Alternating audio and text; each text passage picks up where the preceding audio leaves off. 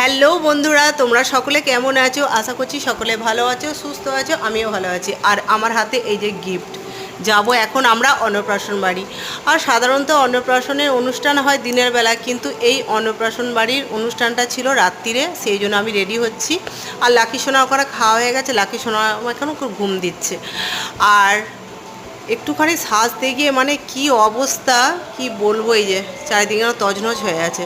আমার তো মনে হয় প্রত্যেকটা মেয়ের এই একই অবস্থা, মানে একটুখানি সাজতে গিয়ে পুরো তছনছ করে ফেলি, আর পরে এগুলো গোছাতে খুবই বিরক্ত লাগে।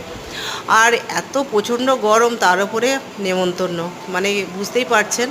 আর প্রচণ্ড গরম পড়েছে, সেই জন্য একটা হ্যান্ডলুমের নরম শাড়ি পরে নিয়েছি।